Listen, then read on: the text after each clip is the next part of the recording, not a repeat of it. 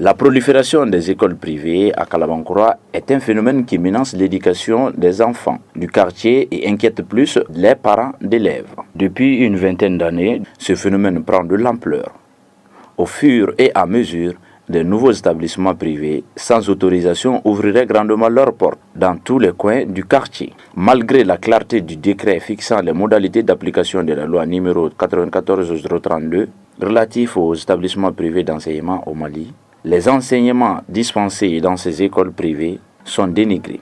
Dans la plupart de ces établissements privés, les conditions de vie, le travail des enseignants et le cadre d'apprentissage des élèves seraient en décalage avec les critères fixés par le département de l'éducation nationale. Quelles en sont les causes? D'après la circulaire, ceux qui ont une bonne moralité pouvaient créer une école privée. Qui est moralisé? Tout le monde a une bonne moralité, bien sûr. Hein? Mais si on sait qui n'est pas de bonne moralité, tout le monde pouvait créer une école à cette époque.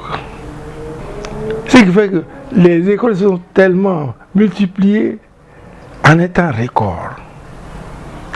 Oui. Partant de là, je dis donc, les écoles se sont multipliées. Tout le monde est autorisé à créer une école. Bien, on en profite. Bon, effectivement, il y a beaucoup d'écoles privées à Kalabankura. Les écoles privées sont créées dans le but d'apporter un appoint aux besoins de l'État quant à la formation ou bien au rehaussement du taux de scolarité au Mali. Maintenant, ces créations sont à un niveau un peu exponentiel du fait que on assiste à des créations où souvent le besoin n'y est pas, d'une recherche de gains, parce que l'intérêt qui crée souvent vient dans un milieu parfois de chômage. Il le crée pour essayer de combler un vide chez lui d'abord. C'est un moyen commercial parce que il faut créer l'école pour avoir de l'argent. Donc tout le monde se jette dedans. Même étant commerçant, le commerçant au marché, il vient, il noue un lien là et puis il ouvre une école. Dans les autres pays, quand tu n'es pas dans le système éducatif, tu ne dois pas avoir accès à une ouverture d'une institution éducative. Mais ici, on a vu que comme c'est un moyen de recherche, un moyen pour avoir de l'argent, quelle que soit ta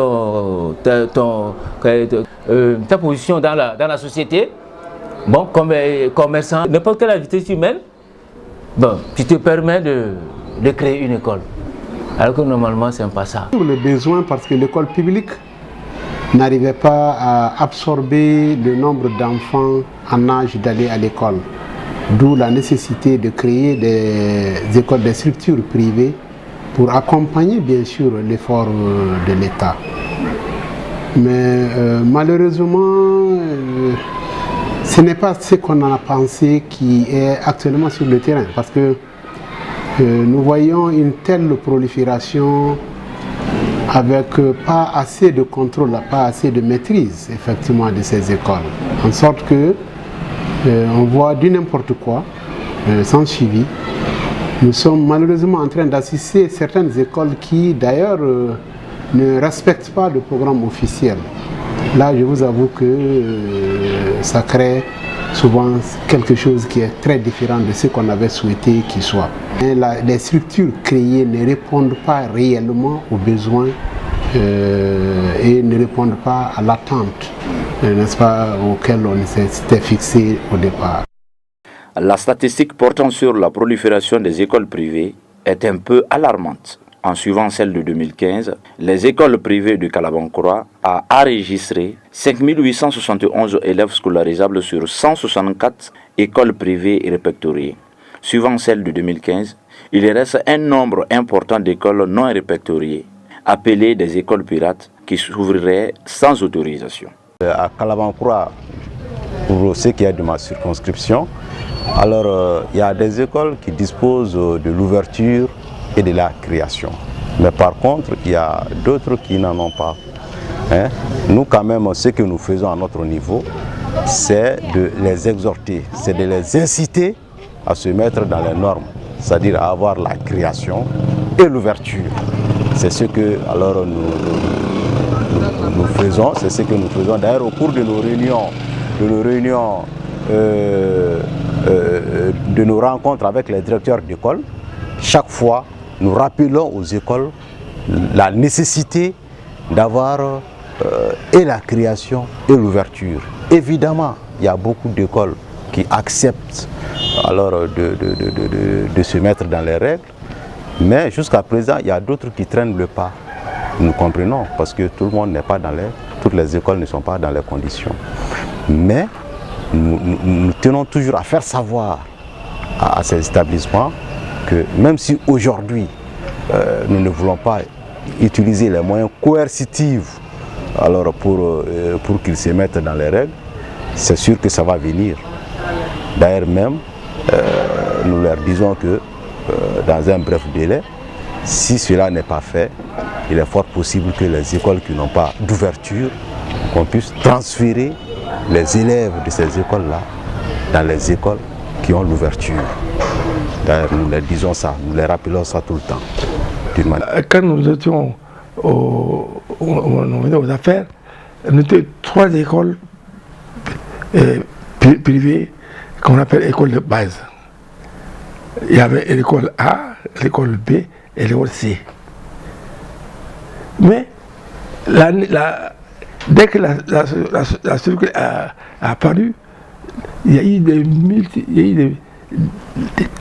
milliers de gens qui ont créé des écoles à Kalabankura. À Kalabankura. Les écoles qu'on appelle les écoles pirates. Sans autorisation, sans le contrôle de l'État. Mais comment ces écoles pirates arrivent-elles à faire l'évaluation de ces élèves? Mais ils jouent aussi à la politique de l'autruche. Il y a toujours une complicité. Moi, j'ai créé mon école, je n'ai pas d'agrément. Je vois quelqu'un qui a une école, il a son agrément. Bon, quand le besoin y est pour essayer d'infiltrer ces élèves-là dans les circuits officiels, j'approche quelqu'un qui a son agrément. Donc j'approche ces élèves pour essayer d'intégrer, d'infiltrer mes élèves au sien pour essayer de sauver un peu la vie de ces enfants.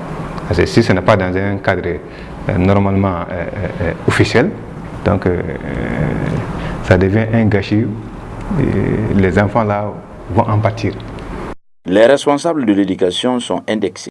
Les créations fictives, ces créations fictives là sont peut-être dues en un mot aux agents même de l'État, souvent, qui se cachent derrière quelque chose. Parce que honnêtement, c'est des gens qui dans la loi, un agent de l'État ne doit pas en un mot créer une structure privée. Maintenant, pour se cacher derrière quelque chose là, donc il le fait de façon cachée et après, peut-être sous le couvert de quelqu'un d'autre. Avant que le dossier ne soit officialisé, donc ça prend souvent du temps. Et là, il ne peut pas travailler à visage découvert. La plupart des cas créés sont aussi créés sous la responsabilité de certains responsables. Donc, voyez-vous, si le contrôleur est contrôlé par soi-même, voyez-vous, souvent on a l'impression que c'est un peu comme ça. C'est cela, exactement d'ailleurs. Sinon, rien ne peut empêcher ces écoles-là de marcher. Et le ministère a vraiment voulu fermer certaines écoles, dans les carrés, dans les maisons. Parce que c'est des écoles qui ne donnent pas satisfaction à la société. Non, ça n'a pas été fait. Bon, vous savez, le gouvernement, qui sont ceux qui ouvrent les écoles? C'est le gouvernement, c'est les membres du gouvernement, c'est les mêmes personnes qui ouvrent les écoles et c'est les mêmes personnes qui font les lois. Parce que ça n'a pas été fait, parce qu'on a constaté que les ministres, les grandes autorités sont eux qui sont les grands, la plupart des promoteurs, c'est les gens qui font la loi, hein, qui sont encore des promoteurs. Donc ils ne peuvent pas retourner la loi contre eux-mêmes. Dû un peu à un déficit de l'État, on va dire donc du gouvernement, parce qu'en premier lieu, c'est le gouvernement qui doit prendre en charge l'éducation des enfants. Maintenant, l'État ne pouvant pas assumer cette responsabilité, a dû confier cette responsabilité-là à d'autres structures, alors qui devaient construire les écoles dans les conditions définies, également recruter les enseignants et les enfants également dans les mêmes conditions pédagogiques définies. Maintenant, on voit quelque part que ces conditions ne sont pas remplies partout. Et ce qui a fait qu'il y a beaucoup plus d'écoles privées aujourd'hui que d'écoles publiques. Et ces écoles privées, leur nombre a augmenté ces dernières années suite au fait que peut-être il y a beaucoup d'enfants, il y a beaucoup plus d'enfants que l'État ne peut pas recruter. Et également peut-être au coût que nous, parents d'élèves, alors nous payons. Pour abri provisoire, nous sommes aussi face à une contrainte. Souvent, nous voulons déloger ces élèves. Mais le problème qui se pose, si nous n'avons pas d'établissement public à côté, nous n'avons pas où mettre ces enfants. Alors, s'il s'agit de les déloger, on n'a pas d'établissement, parce que s'il s'agit aussi de les mettre dans les écoles privées, ça nécessite des frais. Nous n'avons pas les moyens de payer ces frais-là. On ne va pas mettre quand même les enfants dehors, tout sauf ça. Donc, dans tous les cas, nous essayons de voir l'intérêt des enfants. C'est ce qui fait que souvent, nous aussi, on est obligé de traîner les pas par rapport à cette situation. Sinon, notre souhait, si ça ne tient qu'à nous, alors nous allons tout de suite faire en sorte que ces écoles ferment les portes. Parce que le problème, c'est quoi? Ces enfants qui sont dans ces établissements-là, ils sont aussi des Maliens. C'est ce que nous voyons. Et tous les enfants maliens méritent d'être dans les mêmes conditions. Au moment où d'autres sont dans les écoles publiques, on considère quand même qu'ils sont dans des situations quand même acceptables, même si ce n'est pas des écoles de haut standing, mais quand même, ce n'est pas de gaieté de cœur que nous observons que ces enfants-là étudient dans ces conditions. Hein? Donc c'est un peu vraiment avec le cœur meurtri que nous observons ces situations-là. Les conséquences sont grandes. Les conséquences, c'est un peu multiple. Comme je l'ai dit tantôt, si un élève qui n'est pas reconnu officiellement par l'administration scolaire, donc lui, il perd d'abord sa scolarité. L'école essaie de priver les écoles reconnues officiellement, les écoles privées reconnues officiellement et l'école publique de ces enfants. Donc on voit qu'il y a souvent un vide. L'école pour avoir de l'argent. Donc il y a des gens qui se permettent de créer des écoles dans leur maison même, sans pourtant avoir les papiers, les autorisations. Donc ils créent des écoles, tout juste pour avoir les élèves de leur entourage et en faire une fortune. Alors que dans ces écoles-là, rien ne marche. Les enfants n'arrivent pas à s'en sortir. Et ils ont l'idée, ils poursuivent un but lucratif. Primo, l'école est créée et peut-être le promoteur n'a pas les moyens. Il recrute les enseignants selon ses moyens. Et un enseignant qui n'est pas rémunéré, il donne aussi par conséquent ce qui est de lui par conséquent. Parce que dans une école, on dit, bon, moi je te recrute à 25 000. Mais tu ne vas pas te tuer quand même pour 25 000 francs. Donc c'est des salaires vraiment minables qui ne permettent pas aux enseignants de travailler, hein, de donner le meilleur d'eux-mêmes. Donc cela se répercute maintenant sur les enfants. Parce que j'ai l'intention d'avoir de l'argent, donc là-bas, ça ne me demande pas de recruter un enseignant diplômé et qui peut m'exiger à lui payer un salaire peut-être qui me dépasse.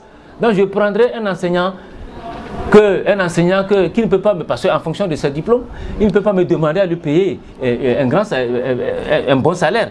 Donc lui aussi il est venu pour se glaner et cela se répercute sur les enfants parce que l'enseignant ne va pas donner le meilleur de lui-même et l'enfant sortira sans avoir quelque chose, sans avoir une acquisition.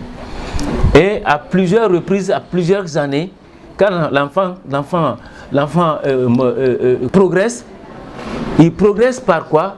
Il progresse avec des lacunes. Et on ne peut pas retourner en arrière. Il progresse avec les lacunes. Et j'ai remarqué dans ces écoles aussi, c'est les écoles qui négocient le passage. Parce que pour que le parent n'enlève pas son enfant, le papa soit content. Alors que tu es en train de voiler la réalité des choses. Papa va voir ça moi-même, que l'enfant a réussi à passer pour la classe supérieure, alors que si on met l'enfant devant les faits, il ne peut pas s'en sortir. Donc on fait de façon... Et moi je vois que les conséquences ont été toujours négatives. Parce que d'un jour à l'autre, l'enfant va sentir. C'est-à-dire ces conséquences-là vont se faire sentir. Et c'est l'enfant qui va ramasser les pots cassés. Et on a souvent l'habitude de dire que qui n'est pas enseignant qui le veut. Mais aujourd'hui, qui veut devenir enseignant? Il suffit d'avoir un tonton qui détient une école. Et de dire, mais moi, tu peux passer. J'ai ma classe de 3e, de 4e, je te mets là-bas. Le programme, ils ne le connaissent pas. Un enseignant pareil, croyez-vous qu'il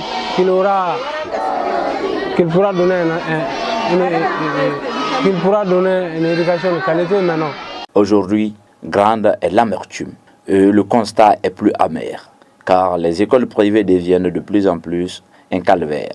Certains parents d'élèves qui ont des revenus moyens choisissent les écoles privées pour la bonne formation de leurs enfants. Les parents déboussolés ne cachent pas leur mécontentement et leur choix reste peu. Des enseignants, ces écoles privées aussi enseignent et recrutent n'importe qui. Alors que normalement, les écoles privées devaient recruter les enseignants qui ont un diplôme d'enseignant ou bien qui ont reçu une formation d'enseignant en pédagogie. Mais tel n'est pas le cas dans toutes les écoles privées. Et cette responsabilité-là doit venir au CAP, puisque le CAP regroupe un certain nombre d'écoles et dans un quartier ou bien dans une commune. Donc dans ce cas, c'est le CAP qui doit faire le suivi de ces écoles, voir est-ce que l'école a reçu l'autorisation d'ouverture, est-ce que l'école est dans les conditions même de création en général. Vous connaissez Bamako, la plupart des parents le matin ils sortent et ils ne reviennent que pratiquement à 22h, 23h. Donc quelque part vraiment, nous parents d'élèves, nous manquons souvent de suivi, effectivement, nous manquons souvent de suivi, mais le phénomène n'est pas facile à circonscrire, vraiment, ce n'est pas facile. Sinon, ce qu'on voudrait vraiment pour nos enfants, c'est un cadre environnemental assez sérieux, dans les classes, dans les locaux assez aérés, pour que nos enfants puissent vraiment étudier dans de très bonnes conditions. Mais souvent... Donc l'école a changé de devise, puisque au début, ça c'était un enseignement de qualité. Mais on a vu aujourd'hui que l'école a carrément changé, puisque les enseignants qui sont là-bas ne sont pas à la hauteur, ou bien on ne sait pas, c'est le système qui a changé. En tout cas, nous, parents d'élèves, quand même, vraiment, on ignore. Donc, compte tenu de la situation, de la prolifération des écoles privées, c'est devenu comme des boutiques dans les rues. Donc, quand tu vas dans les écoles privées, là, tu vas voir qu'il y a n'importe qui, même un recalé des lycées en train de dispenser des cours dans ces écoles-là. Donc, l'État, au lieu de superviser, l'État aussi ne nous aide pas dans cette tâche-là. Donc, nous, parents d'élèves, donc, quand nous partons dans une école, nous, on ne sait pas qui est qui. Nous, quand même, on a confiance à l'école, on vient seulement, on donne tes enfants. Mais à la fin de compte, tu vas rendre compte que l'enfant n'a pas de niveau. Quand on cherche, on juge, on va dire que c'est l'enseignement qui n'était pas à la hauteur. Donc, vu cette situation-là, les écoles privées maintenant là, ne répondent pas aux critères de départ. Nous avons voulu garder le nom de ces écoles en anonyme. Des classes construites en paillotes, en tôle, sans électrification, ni d'eau, ni toilette salubre. La direction est même sous l'arbre. Pas de table blanche. C'est les parents d'élèves qui s'en chargent. Ceux qui n'ont pas de moyens financiers sont obligés de se débrouiller à chercher une place à côté de leurs camarades. D'autres s'asseyent sur un bidon ou cherchent d'autres moyens de bord. En plus, certaines écoles sont en plein marché. Souvent, elles sont dans des concessions, comme dans cette image dont nous n'avons pas pu rentrer. De plus, le coup de fouet est retenti. L'enfant souffre. C'est le châtiment corporel. Malgré l'interdiction par l'article 34 de la législation scolaire, l'insécurité et la violence des règlements intérieurs de l'ouverture des écoles sont totales. Que faut-il pour sauver ces écoles? Là, tout le monde maintenant devient promoteur. C'est vrai. En réalité, la fonction, bien, les privilèges devaient être accordés entre guillemets. C'est vrai. Donc je crois que pour ouvrir une pharmacie, c'est un pharmacien de formation qui le fait. Et pour ouvrir une école aussi, on devait passer par là. Bon, ça c'est pas le cas. Il y va de la responsabilité de l'État. Hein. Moi, ce que je comprends, c'est-à-dire qu'il faut qu'il y ait un suivi assez régulier. Il faut qu'on applique les textes qui ont permis de créer ces écoles. Que dans un cap, par exemple, il suffit que quand tu prends par exemple la structure de Calaban ici, presque toutes les écoles privées sont régies par un service qui est le CAP. Et normalement, le CAP doit être à mesure de connaître tous ces premiers cycles, ces seconds cycles, toutes ces écoles créées au niveau de l'enseignement fondamental, même aussi à d'autres niveaux. Donc, nous avons un personnel, normalement un potentiel, une ressource humaine à mesure d'aller visiter ces lieux, voir si ces écoles sont conformes à ce qu'on en a demandé, et si ce n'est pas le cas, demander à ceux qui reviennent à l'application des textes. C'est fort possible. Les établissements privés en tant que tels jouent un rôle inestimable dans le pays. Sans eux, beaucoup d'enfants n'allaient pas aller à l'école. L'État n'a pas les moyens.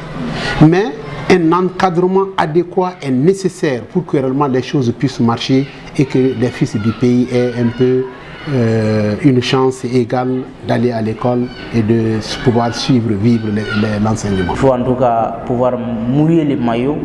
Et le fait de mouiller les maillots passe forcément par la formation, la sensibilisation et la communication afin de pouvoir pérenniser un avenir radieux.